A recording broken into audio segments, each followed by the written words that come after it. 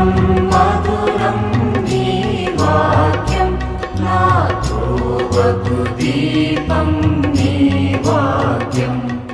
యేసు నామంలో మీకు శుభములు సమృద్ధిగా కలుగునుగాక. మధురం నీ వాక్యం అనే కార్యక్రమానికి స్వాగతం. ఈరోజు మనం దేవుని రాజ్యం అనే అంశం 3వ భాగం ధ్యానించుకుందామండి. మధురం మధురం నీ వాక్యం నా త్రోవకు దీపం నీ వాక్యం. ఈరోజు ఈ దేవుని రాజ్యంలో దేవుని రాజు పరిపాలనా విధానాన్ని మనం ఈరోజు ధ్యానించుకుందామండి. పరలోక రాజు ఏ విధంగా పరిపాలిస్తున్నాడు, భూలోక రాజులు ఎలా పరిపాలించారు, ఎలా పరిపాలిస్తున్నారు, ఈ భూలోక రాజులకి పరలోక రాజుకి మధ్యలో తేడా ఏ విధంగా పరిపాలించారు. ఈ భూలోక రాజులు అయితే ప్రజల ప్రాణాలని తీసే రాజులుగా, ప్రజల్ని పీల్చి పిప్పి చేసే రాజులుగా సొలొమోను రాజును కూడా మనం చూసాం. ప్రజలకి ఎంత భారం అయిపోయాడు ఆయన భార్యలు, ఆయన కుటుంబాలు. ఆ ప్రజల సంపాదన అంతా ఈయన భార్య పిల్లల్ని పోషించడంలోనే సరిపోతుందన్నమాట. కానీ ఈ పరలోకం నుంచి వచ్చిన రాజు, యేసు రాజు, నేను మంచి కాపరి, నేను నా గొర్రెల కొరకు నా ప్రాణాన్ని ఇస్తాను. యోహాన్ 10:11 వచనాల్లో చెప్తాడు. నాకు చాలా ఇష్టమైన మాటలండి ఇవి. మనల్ని పోషించే రాజు పరలోక రాజు. ఈ లోకపు రాజులు ప్రజల ప్రాణాలు తీస్తున్నారు, కానీ ఆయనైతే ప్రజల కొరకు ప్రాణాలను ఇచ్చిన రాజు అన్నమాట. చూద్దాం ఈ రాజు ఎలా పుట్టాడు, ఎలా పెరిగాడు, ఆ తర్వాత ఎలా పరిపాలించాడు. ఈరోజు ఆయన పరిపాలన విధానాన్ని మనం ధ్యానించుకుందామండి. రాజులు ఎక్కడ పుడతారు? ప్యాలెస్లో పుడతారు కదా. అలాగే మరి సొలొమోను రాజు, దావీదు రాజు ప్యాలెస్లో, దావీదు రాజు కుమారునిగా. కానీ ఈ రాజు, ఈ పరలోక రాజు, ఈ రాజు ద్వారా, ఈ రాజు కొరకే పరలోక తండ్రి భూమి ఆకాశాలని సృజించాను, ఆయన కొరకే సమస్తం. కానీ ఆ రాజు పరలోకం నుంచి దిగివచ్చి లోకంలో పశువుల పాకలో జన్మించాడండి. ఎంత తగ్గింపు స్వభావం చూడండి. ఆ తర్వాత 30 సంవత్సరాలు ఆయన వడ్రంగి కుమారునిగా పెంచబడ్డాడు. తాను కూడా తనకి మరి తెలిసిన ఆ వయసు నుంచి 12 సంవత్సరాలు, 15, 30 సంవత్సరాల వరకు వాళ్ళ అమ్మ నాన్న దగ్గర ఉన్నారు. కనుక ఆయన కూడా జోజప్ప గారు యోసేపుతో పాటు వడ్రంగి పని చేస్తూ ఉన్నారు. అందుకే ఈయన వడ్రంగి కుమారుడు కాదా, ఈయనకి ఇంత జ్ఞానం ఎక్కడి నుంచి వచ్చింది అని చెప్పి ఆయనని తృణీకరిస్తారనమాట తన సొంత ఊరి ప్రజలు. ఆ తర్వాత ఆయన 30 సంవత్సరాల తర్వాత మరి తల్లిదండ్రుల యొద్ద సెలవు తీసుకొని దేవుని చిత్త ప్రకారం బాప్తిస్మాన్ని పొందిన తర్వాత దేవుని చిత్తానికి తనని సమర్పించుకుంటాడండి. బాప్తిస్మం అంటే ఎందుకు, ఏంటి బాప్తిస్మం అనంటే మన సొంత చిత్తానికి మరణించి దేవుని చిత్తానికి మనల్ని సమర్పించుకోవడం. ఇప్పటి వరకు నా సొంత చిత్తం, నా శరీరం చెప్పినట్లు, నా మనసు చెప్పినట్లు, నా శరీరం కోరిన వాంఛలన్నీ తీర్చుకుంటూ నా ఇష్ట ప్రకారం జీవించాను. కానీ ఇప్పటి నుంచి నేను నా చిత్తాన్ని సమాధి చేసి దేవుని చిత్తానికి నన్ను సమర్పించుకుంటాను అని చెప్పడానికి మనం బాప్తిస్మం తీసుకుంటాం. మరి యేసు ప్రభు ఎందుకు తీసుకున్నారు? ఆయన కూడా నా సొంత చిత్తం నేను చేయను, తండ్రి నీ చిత్తం చేస్తాను అని తండ్రికి తన శరీరాన్ని తండ్రి చిత్తం చేయడానికి సమర్పిస్తాడండి. అప్పుడు పరలోక తండ్రి అంటారు పరలోకం నుంచి, ఈయన నా ప్రియమైన కుమారుడు, ఈయనను గురించి నేను ఆనందిస్తున్నాను.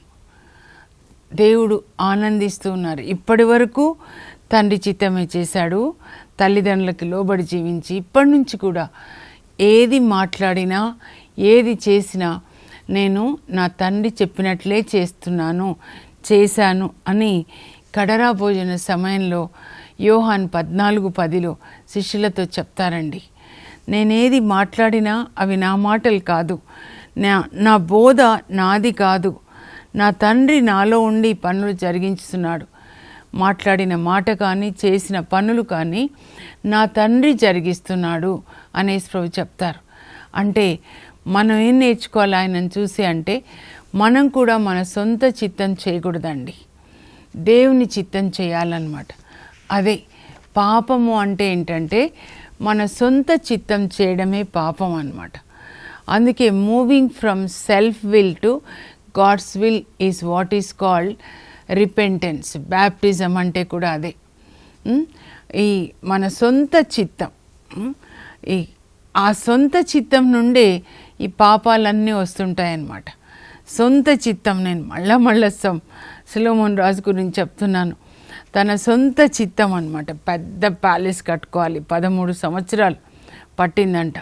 ప్రజల దగ్గర నుంచి ఎంత వసూలు చేయాలండి పన్ను, ఎంతమంది వెట్టి చాకరీ చేయాలి. ఒక్క మనిషి ఉండడానికి 13 సంవత్సరాలు ప్యాలెస్. ప్రజల కొరకు ఏదైనా చేశాడు ఆయన. తన భోజనానికి ప్రతిరోజు మనం ధ్యానించుకున్నాం కదా, ఎంత భోజనం ఆయనకి ఒక్కొక్క రోజు అన్నమాట. ప్రజలందరూ కూడా 12 గోత్రాల వాళ్ళు ఆయనకి పంపించాలన్నమాట. తన సొంత చిత్తం, ఆ కన్ను ఏం కోరితే అదే ఆయన రాస్తాడు. ప్రసంగి ఉపదేశకుడిలో వృద్ధుడైన తర్వాత రాస్తాడు, నువ్వు కన్ను కోరిందంతా నువ్వు తీర్చుకో, నీ మనసు కోరిన వాంఛలన్నీ తీర్చుకో, కానీ ఒకరోజు భగవంతుడు నువ్వు చేసిన ప్రతిదానికి తీర్పు తీరుస్తాడు అని వృద్ధాప్యంలో రాస్తాడండి. అంతా అయిపోయిన తర్వాత అప్పుడు ఆయనకి జ్ఞాపకం వస్తుంది అన్నమాట. అప్పుడు రాస్తాడు 12వ అధ్యాయంలో ప్రసంగిలో ఉపదేశకుడు 13, 14 వచనాల్లో, నరుని ప్రధాన ధర్మం ఇదియే, మీరు దేవునికి భయపడి ఆయన ఆజ్ఞల్ని పాటించండి. అదొక్కటే. నరుడు చేసిన పనులు మంచివి కావచ్చు, చెడ్డవి కావచ్చు, రహస్యమైనవి కావచ్చు, కానీ భగవంతుడు వాటన్నిటికీ కూడా తీర్పు తీరుస్తాడు. అందుకే రాబోతున్నాడు అన్నమాట. ఇప్పుడు ఏది పుణ్యము ఏది పాపం అనంటే, నీ హృదయంలో నువ్వే రాజుగా ఉండడం అదే పాపం. నువ్వు రాజుగా ఉన్న తర్వాత దాని నుంచి వచ్చే కాన్సిక్వెన్సెస్ ఏంటంటే, అది త్రాగడం కావచ్చు, ఇష్టం వచ్చిన అమ్మాయిని చేసుకోవడం కావచ్చు, లేకపోతే సినిమాలు కావచ్చు, క్రికెట్ కావచ్చు, వ్యభిచారం కావచ్చు. ఇవన్నీ they are the result of being your self in your body. నీ హృదయంలో నువ్వు రాజుగా ఉన్నప్పుడు, అప్పుడు ఆ తర్వాత నువ్వు రాజుగా ఉన్న తర్వాత వచ్చేటటువంటి కాన్సిక్వెన్సెసే ఈ పాపాలన్నీ అన్నమాట. అది హృదయంలో దేవుడు ఉన్నాడా రాజుగా, లేదా నువ్వే ఉన్నావా, లేదా సైతాన్ ఉన్నాడా, ఈ 3 అన్నమాట చాలా ముఖ్యమైనవి. చాలా వరకు వాళ్ళకి వాళ్ళే ఉంటారు. ఎవరి కింగ్డమ్, ఇది ఒక క్రికెట్ కింగ్డమ్, ఇది ఒక సినిమా కింగ్డమ్, ఇది ఒక bar hotels kingdom, rock music kingdom, లేకపోతే నా కంపెనీ, నా చర్చి, నా ఇల్లు, ఇదన్నమాట. కింగ్డమ్స్ కట్టుకొని మనకి నా అధికారం, నేనే రాజు అన్నమాట. సో హృదయంలో ఎవరు రాజుగా ఉన్నారు? యేసు ప్రభు హృదయంలో ఎవరు రాజుగా ఉన్నారంటే పరలోక తండ్రి అన్నమాట. నా తండ్రి నాలో నివసిస్తూ ఆయన నా ద్వారా ఈ పనులు చేస్తున్నాడు. ఈ మాట మనం చెప్పాలండి. యోహాన్ 14:10 అన్నమాట. ఈ లోకపు రాజు ఆయన పరలోక తండ్రితో చెప్తాడు. హెబ్రీ పత్రిక 10లో 5 నుంచి 10 వరకు, మన శరీరము ఈ లోకంలో దేవుడు ఎందుకు మనల్ని సృజించారు, ఈ దేహాన్ని ఎందుకు ఇచ్చారు, తండ్రి నువ్వు నాకు ఒక శరీరాన్ని ఇచ్చావు నీ చిత్తం చేయడానికి, అందుకే నేను ఇట వచ్చాను. మనందరం కూడా పరలోక తండ్రి మనల్ని ఇక్కడికి పంపించాడు. మనం అక్కడే పుట్టాం, అదే మన ఇల్లు, పరలోక తండ్రి ఇల్లు. ఇది వర్క్ ప్లేస్. వర్క్ చేసి ఈవినింగ్కి మనం మన ఇంటికి వెళ్ళిపోతాం. నేను కూడా ఇక్కడ వచ్చాను దివ్యవాణి స్టూడియోకి, వాక్యం చెప్పి నేను మళ్ళీ మా ఇంటికి వెళ్ళిపోతాను. ఎవ్వరూ ఈ భూమి మీద ఉండడానికి రాలేదు. ఇది వర్క్ ప్లేస్ మాత్రమే. దేవుడు ప్రతి ఒక్కరిని ఒక పని ఇచ్చి ఈ భూమి మీదకి పంపిస్తాడు. యేసు ప్రభుకు కూడా ఒక మిషన్ ఇచ్చి పంపించారు. ఆయన దాన్ని పరిపూర్తి చేశారు. మనం కూడా అలా చేసి వెళ్ళాలన్నమాట. దేవునితో కనెక్ట్ అయ్యి దేవుడు ఇచ్చిన పనిని ఈ లోకంలో చేస్తే ఈ లోకమంతా కూడా పరలోకం అయిపోతుందండి. పరలోకంలో ఎంత సంతోషం ఆనందమో అది ఇక్కడ ఉంటుంది. అదే దేవుని ఆలోచన. దేవుని ఆలోచన ఏంటంటే ఈ లోకాన్ని ఆయన పరిపాలించాలని. అందుకనే భూమిని ఆయన సృజించాడు. ఆయన భూమిని సృజించి నరుని తన పోలికగా సృజించి తన ప్రేమను ఆయనతో పంచుకోవాలి నరునితో అని.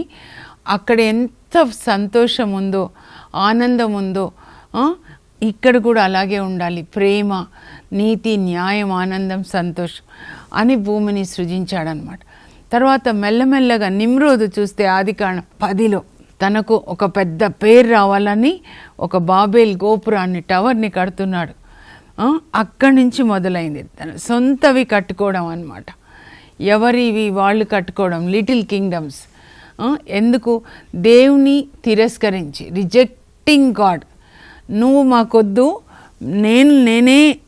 నేనే రాజుగా ఉండి నేనే నా కింగ్డమ్ని కట్టుకుంటాను.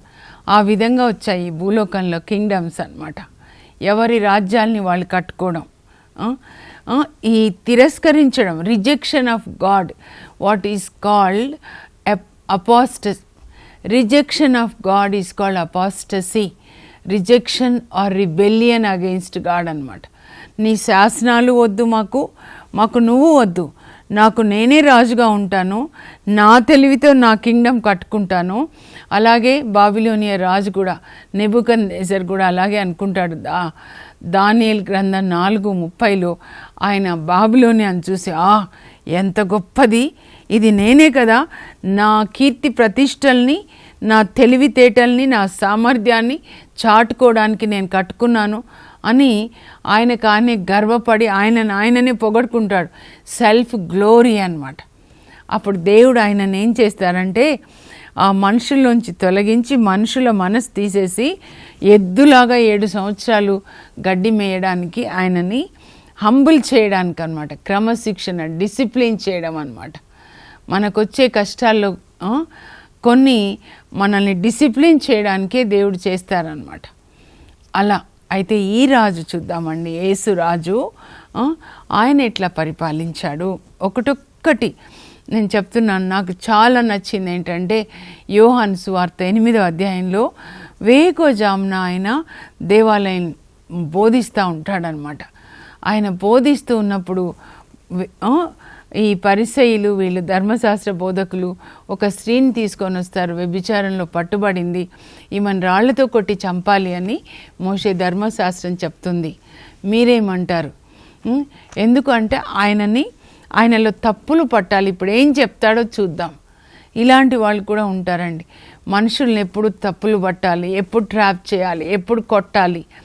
వీళ్ళేంటంటే ధర్మశాస్త్రాన్ని పట్టుకొని ప్రజల్ని ఎప్పుడు కొట్టాలి. అప్పుడు ప్రభు అంటారు, మీలో పాపం చేయని వాడు ఆమె మీద మొదటి రాయి వేయండి అని నేల మీద రాస్తూ ఉంటే ఏం రాశాడు నేల మీద? యేసుప్రభు ఏం రాశారంటే అక్కడ వాళ్ళు చేసిన పాపాలన్నీ రాస్తూ ఉంటే అవన్నీ చూస్తూ ఒక్కొక్కరు పాపం రాస్తుండొచ్చు. అప్పుడు వాళ్ళందరూ రాళ్ళు అక్కడ పడేసి పెద్దవాళ్ళు ముందు వెళ్ళిపోతున్నారు, సోకాళ్ళు పెద్దవాళ్ళు, తర్వాత అందరూ వెళ్ళిపోయారనమాట. అలాంటి స్వభావం నుంచి మనం బయటపడాలి అని ఈ పరలోక రాజు చెప్తున్నాడు. మనము ఇంకొక మనిషిని ప్రేమించాలి, మన్నించాలి. పరలోక రాజ్యం, నీ రాజ్యం వచ్చునుగాక అంటే అర్థం ఏంటి అనంటే నేను నీలాగా ప్రేమించాలి యేసయ్యా. మనం ఒకరినొకరు ప్రేమించుకోవాలి, మన్నించుకోవాలి, ఒకరినొకరు లిఫ్ట్ చేసుకోవాలి. ఈ కోవిడ్ తర్వాత చాలామంది నిరాశ అండి, బాధలు ఎక్కువైపోతున్నాయి, అప్పు బాధలు, మరి ధరలు పెరిగిపోతున్నాయి, జీతం చూస్తే కొద్దిగానే ఉంటుంది. అపోస్తల కార్యాలు 9:36లో ఒకరినొకరు బలపరచుకోవాలి. అందుకనే దేవుడు మనకి ఇంకొకరిని ఇచ్చింది, నీలాగా నీ పొరుగు వాళ్ళని ప్రేమించండి. ఇతరులు నీకేం చేయాలని కోరుకుంటున్నావో అది నీవు ఇతరులకు చెయ్యి. ఎంత బాగుంటుందండి. నీలాగా నీ పొరుగు వాళ్ళని ప్రేమించంటే అలా ఎవరు ప్రేమించలేండి. మనిషి పుట్టడంతోనే స్వార్థం ఉంటుంది. కాకపోతే కొంచెం ఈ క్యాన్సర్, స్వార్థం అనే క్యాన్సర్ గడ్డ కరిగిపోయి యేసు ప్రభు మనలోకి రావాలన్నమాట. ఆ తర్వాత ఎవరు నిన్ను శిక్షించలేదమ్మా అంటే లేదు ప్రభు అంటే నేను కూడా నిన్ను శిక్షించను. పరలోక రాజు శిక్షించడానికి రాలేదండి, క్షమించడానికి వచ్చాడు, నీతి మార్గాన్ని చూపించడానికి వచ్చాడు. అందుకే అంటాడు ఇక పాపము చెయ్యకు, వెళ్ళిపోమ్మా అని చెప్పలేదు, ఇక పాపం చెయ్యకు అని నీతి మార్గాన్ని చూపించాడు. అలాగే ఇంకా ఒకరోజు ఆయన నాయిన్కి వెళ్తూ ఉన్నప్పుడు లూకాసు వార్త 7లో ఒక యవ్వనస్తుడు చనిపోతాడు. ఆయన శవాన్ని తీసుకొని వస్తుంటారు. వాళ్ళ అమ్మ ఏడుస్తూ ఉంటుంది. తల్లికి ఎంత బాధ అండి. తల్లి కళ్ళ ముందు కడుపులో మోసి పాలిచ్చి పెంచిన ఆ కొడుకు చనిపోతే తల్లికి ఎంత బాధ ఉంటుంది చెప్పండి. ఆమె ఏడుస్తూ ఉన్నప్పుడు యేసుప్రభు ఆమెను చూసి కనికరించి ఏడవద్దమ్మా అని చెప్పి ఆ యవ్వనస్తుని దగ్గరికి వెళ్ళి యవ్వనుడా లెమ్ము అని చెప్పి ఆ యవ్వనస్తుని జీవంతో లేపి తల్లికి ఇచ్చేస్తారు. అప్పుడు ఆమె దుఃఖము సంతోషంగా మారుతుంది. ఒక్కొక్కరి బాధ తనదిగా తీసుకున్నాడు. ఆ తల్లి ఏడుస్తుంటే ఈయన హృదయం కనికరంతో కదిలించబడిందండి. అది పరలోక రాజు లక్షణం అన్నమాట. ఆయన శిష్యులవుతే మనం కూడా ఒకరు ఏడుస్తున్నప్పుడు వాళ్ళతో పాటు ఏడుస్తామండి. ఒకరు నవ్వుతున్నప్పుడు వాళ్ళతో పాటు మనం నవ్వుతామన్నమాట. ఇంకా మనం చూస్తే లూకాసు వార్త 15లో ఒక్కొక్కటండి, ఏ పేజీ తిప్పుతారు చెప్పండి మీరు? ఈ 4 సువార్తల్లో ఏది తిప్పినా అక్కడ ఈ పరలోక రాజు యొక్క కరుణ నదిలాగా ప్రవహిస్తూ ఉంటుంది. మత్తయి సువార్త 15లో మరి 3 రోజుల నుంచి కూడా 4,000 మంది యేసు ప్రభు సువార్త వింటున్నారు. అంత మధురంగా ఉందన్నమాట ఆయన వాక్యం. దయాపూరితములకు ఆయన వాక్కులకు ప్రజలు ఆశ్చర్యపడ్డారు అని లూకా 4:22లో ఉంటుంది. The words of compassion have flown out of the mouth of Jesus Christ. కరుణామయుడండి. ఆ కరుణ మనలో ఉండాలి. 3 రోజుల నుంచి వీళ్ళేం తినలేదు. వీళ్ళని చూస్తే నాకు జాలేస్తుంది. వీళ్ళని ఇట్లా పంపించేస్తే ఆకలితో ఉన్నవాళ్ళు అలా పంపిస్తే దారిలో వాళ్ళు స్పృహ తప్పి పడిపోతారేమో, మీరే వాళ్ళకి ఏదైనా భోజనం పెట్టాలి. యేసు ప్రభు శిష్యులతో మాట్లాడుతున్నారు.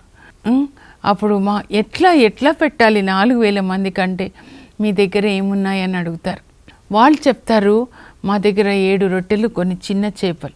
అంటే యేసు ప్రభుకి ఇంకా 12 మంది శిష్యులు, కొంతమంది స్త్రీలు ఉంటారు సేవ చేయడానికి వాళ్ళతో పాటు అన్నమాట. వాళ్ళ కోసం తెచ్చుకున్నారు. ఒక్క రొట్టె పెద్దగా ఉంటుందండి. వాళ్ళ కొరకు తెచ్చుకున్నవి తీసుకొని రండి. ఆ రొట్టెలు తీసుకొని దేవునికి వందనాలు అర్పించి త్రుంచి అప్పుడు ఆ శిష్యులకు ఇస్తారనమాట. అందరికీ పంచిపెట్టండి అని. అందరూ తృప్తిగా భుజిస్తారు. నాకు జాలి కలుగుతుంది అంటారనమాట. ఆ జాలి కనికరం మనం కలిగి ఉండాలండి. ఒక్కటొక్కటి మీరు ఎక్కడ చూసినా కూడా యేసు ప్రభు గురించి చెప్పాలి అని అంటే, గెస్సెమనే తోటలో ఆయన ప్రార్థన చేస్తున్నప్పుడు మరి యూదా ఇస్కారియోతు రోమా సైనికులతో దేవాలయ గార్డ్స్తో ఆయన అక్కడికి వస్తాడు. యోహాను సువార్త 18వ అధ్యాయం. అప్పుడు నేను ఎవరిని ముద్దు పెట్టుకుంటానో ఆయననే మీరు పట్టుకోండి అని గురువా అని చెప్పి ముద్దు పెట్టుకుంటాడు. పట్టించడానికి యేసు ప్రభు అంటారు, స్నేహితుడా నీ వచ్చిన పని కానిమ్ము. ఎప్పుడు ప్రమాదము మన ఇంటిలో ఉన్న వాళ్ళలోంచే వస్తుందండి. 12 మంది శిష్యుల్లోంచే ఒకరు అనమాట. ఇప్పుడు కూడా నేను అదే అనుకుంటున్నాను. అక్కడి నుంచే ఇంటి దొంగని అంటుంటారు కదా. అయితే ఆ పట్టుకోవడానికి వచ్చిన, బంధించడానికి వచ్చిన రోమా సైనికులతో యేసు ప్రభు అడుగుతారు, మీరు ఎవరిని వెతుకుతున్నారంటే నజరేయుడైన యేసు, నేనే ఆ నజరేయుడైన యేసుని. మీరు నన్ను వెతుకుచున్న ఎడల వీరిని పోనిండు. అంటే తనని పట్టుకోమంటున్నాడు, కానీ నా శిష్యులను మీరేం చేయొద్దు. ఎంత కరుణ కలిగిన హృదయం అండి. తనని పట్టుకొని వెళ్ళి రాత్రంతా కొరడాలతో కొడతారు, ఉదయాన్నే ముళ్ళ కిరీటాన్ని పెడతారు. ఆ తర్వాత సిలువనిచ్చి, భారమైన సిలువని కలువరి వరకు తీసుకెళ్ళి కలువరి కొండ మీద సిలువ వేస్తారు. సిలువలో ఆయన వేలాడతాడు, మనందరి పాపాలు తన మీద వేసుకొని. అవంతా తనకు తెలుసు. అందుకే ప్రార్థన చేస్తాడు, తండ్రి మీ చిత్తమైతే ఈ పాత్ర నా నుండి తొలగించండి, కానీ నా చిత్తం కాదు నీ చిత్తమే. అంటే అప్పటికి కూడా ఆయన శరీరం ఎట్లా ఉందంటే, spirit is willing but flesh is week. అంటే శరీరం దుర్బలంగా ఉంది, ఆత్మ సిద్ధంగా ఉంది, కానీ శరీరం చాలా దుర్బలంగా ఉంది. అయినా నీ చిత్తం అని చెప్పి ఇప్పుడు ఆయన ఏం అడుగుతున్నారంటే రోమా సైనికులని, మీరు నన్ను కదా వెతుకుతున్నది, వీళ్ళని పోనివ్వండి, వీళ్ళని మీరేం చేయొద్దు, నా శిష్యులను మీరేం చేయొద్దు, నాతో పాటు వాళ్ళని మీరు బంధించొద్దు. ఎంత ప్రేమ కలిగిన హృదయం అండి ఈ రాజు హృదయము. వాళ్ళ గురించి ఆలోచిస్తుందన్నమాట. ఆ తర్వాత చూడండి, ఆయనని పిలాతు దగ్గర తీసుకెళ్తారు కదా 18వ అధ్యాయంలో యోహాన్లో. వాళ్ళు ఆయన మీద అలిగేషన్స్, నేరాలు మోపుతుంటారనమాట. కానీ ఆ పిలాతుకి అర్థమైపోతుందండి, వీళ్ళందరూ ఈ ప్రధాన అర్చకులు వీళ్ళందరూ కూడా అసూయ చేత యేసు ప్రభుని అప్పగించారు అని. ఈ అసూయ అండి సైతాన్ అనమాట. సైతాను అసూయ అనే ఒక పిచాచి మనలోనికి వచ్చినప్పుడు మన హృదయాన్ని పరిపాలిస్తే అది ఈ చుట్టూ వాళ్ళని సిలువ వేసి చంపండి. అంత అసూయ. సౌలు కూడా అసూయతో దావీదుని ఎంత ప్రయత్నం చేస్తాడు చంపాలని, కానీ చివరికి అసూయ చంపుతుంది అని యోబు 5:2లో ఉంటుంది. అసూయ చంపుతుందని ఆయననే చంపబడ్డాడు కదా. ఇక్కడ వీళ్ళు చూడండి, అన్ని నేరాలు తీసుకొని వస్తుంటే ఆయన దేవుని కుమారుడు అని చెప్పుకున్నాడు. అన్ని నేరాలు తీసుకొని వస్తుంటారు. అప్పుడు పిలాతు అడుగుతాడనమాట, ఇన్ని మాటలు మాట్లాడుతున్నారు వాళ్ళు, నీ మీద ఇన్ని నేరాలు మోపుతున్నారు, నువ్వేం మాట్లాడవా, నువ్వు రాజువా అంటే, నా రాజ్యము ఈ లోక సంబంధమైనది కాదు అని చెప్తాడనమాట. అంటే ఈ లోక సంబంధమైన రాజ్యము, అధికారము, చంపడము, లేకపోతే ఏది శరీరం కోరితే అది చేయడం, ఈ అధికార దాహం కొరకు ఈ దాహంతో ఏదైనా చేస్తున్నారనమాట. కానీ నా రాజ్యం ఈ లోక సంబంధమైనది కాదు, ఇది పరలోక సంబంధమైన రాజ్యం. నేను పరలోక రాజుని, పరలోక రాజు అనమాట. పరలోక రాజు ప్రాణాలు ఇస్తారు. వీళ్ళు నీ మీద ఇన్ని నేరాలు మోపుతున్నారు కదా, నీవు ఏమి నోరు మెదపవా అని యేసు ప్రభు పల్లెత్తు మాట అనకుండుటని చూసి పిలాతు ఆశ్చర్యపడతాడంట. అన్ని నేరాలు ఆయన మీద వేసినా కూడా ఆయన నోరు తెరిచి మాట్లాడలేదన్నమాట. ఈ రాజు మన కొరకు సిలువలో మరణించాడు. ఈ లోకపు రాజులు ప్రాణాలు తీస్తారు కదా, కానీ ఈ రాజు మన మరణాన్ని తాను హత్తుకున్నాడండి. మన కొరకు ఆయన తన ప్రాణాలను ఇచ్చిన రాజు. మన మరణాన్ని ఆయన జయించి ఆయన పునరుత్థానుడై లేచి మనకి జీవాన్నిచ్చి, ఈ శరీరాన్ని చంపితే ఇది కాదండి ఎండు, ఆయన పునరుత్థానుడై మన మరణాన్ని ఆయన జయించి మనకి పునరుత్థానాన్ని ఇచ్చి పరలోకంలో మనకి ఇల్లు కట్టి మళ్ళా వచ్చి తీసుకొని వెళ్ళే రాజు మన రాజు రాబోతున్నాడండి. ఇప్పుడు మనం ఇచ్చి ఉండాలి ఆ రాజు కొరకే. ప్రకటన గ్రంథంలో 19వ అధ్యాయంలో ఆయన 11వ వచనం నుండి తెల్లని గుర్రం మీద వస్తున్నాడు. అయితే ఆయన దుస్తుల మీద, ఆయన తొడల మీద ఏమని రాయబడి ఉంటుందంటే, రాజులకు రాజు, ప్రభువులకు ప్రభువుగా ఆయన వస్తున్నాడు. మొదటిసారి వచ్చినప్పుడు ఆయన రాచరికము దాచబడిందండి. ఆయనని వడ్రంగి కుమారుడు అనుకున్నారు, దేవుని కుమారుడు. ఇప్పుడు పరలోక రాజుగా వస్తున్నాడు. ప్రతి నేత్రము ఆయనను చూస్తుంది. ఆయనని పొడిచిన వాళ్ళు కూడా చూస్తారు, అందరూ విలపిస్తారు అని చెప్తున్నారు. ఆయన ఈసారి పరలోక రాజుగా వచ్చి ప్రతి ఒక్కరికి కూడా వాని క్రియల్ని బట్టి తీర్పు తీర్చడానికి, బహుమతులు ఇవ్వడానికి ఆయన రాబోతున్నారు అన్నమాట. ఇలా అండి ఆయన పరిపాలించింది.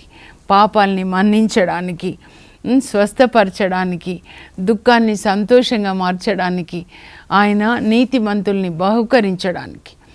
ప్రాణమిచ్చిన రాజు పరలోక రాజు. ప్రార్థన చేసుకుందాం. ఆ రాజు రాజ్యంలో మనం ఉండాలండి, ఈ లోక రాజ్యంలో కాదు. పరలోక మా తండ్రి, మీ పరిశుద్ధ నామమునకు స్తోత్రం కలుగును గాక. యేసయ్య, మీరు ఈ లోకంలో మీ రాజ్యాన్ని మా హృదయాల్లో స్థాపించడానికి మొదటిసారి వచ్చారు తండ్రి. మీరు రాజుగా మా హృదయాల్లో నివసించండి. అపోస్తులు ఎలా మిమ్మల్ని రాజుగా ప్రకటించుకుని మీ శాసనాల్ని పాటించి ప్రకటించారో, పునీతులందరూ కూడా ఎలా మిమ్మల్ని రాజుగా హృదయంలో వాళ్ళు నాయన ప్రతిష్ఠించుకొని మీ వాక్యం ప్రకారం జీవించారో, అయ్యా ఆ విధంగా మేము కూడా జీవించాలి. మీరు మా హృదయంలో రాజుగా ఉండాలి. మీ శాసనాలు మా హృదయంలో రాయబడాలి ప్రభా. మీ ప్రేమ రాజ్యాన్ని, మీ కరుణ రాజ్యాన్ని, మీ నీతి రాజ్యాన్ని నాయనా మేము స్థాపించడానికి మమ్మల్ని అభిషేకించండి ప్రభా. యేసు నామంలో అడుగుచున్నాం తండ్రి, ఆమేన్. మనం అందరం కూడా యేసు ప్రభుని మన హృదయంలో రాజుగా ప్రతిష్ఠించుకొని ఆయన శాసనాలు ఏదైతే బోధించాడో అవి హృదయంలో రాసుకొని మనసులో వాటిని లిఖించుకొని యేసు ప్రభుకి సాక్షులుగా ఆ పరలోక రాజు రాజ్యంలో మనము ఆయన బిడ్డలుగా నీతిగా, న్యాయంగా, ప్రేమగా జీవిద్దాం. God bless you. Have a blessed day.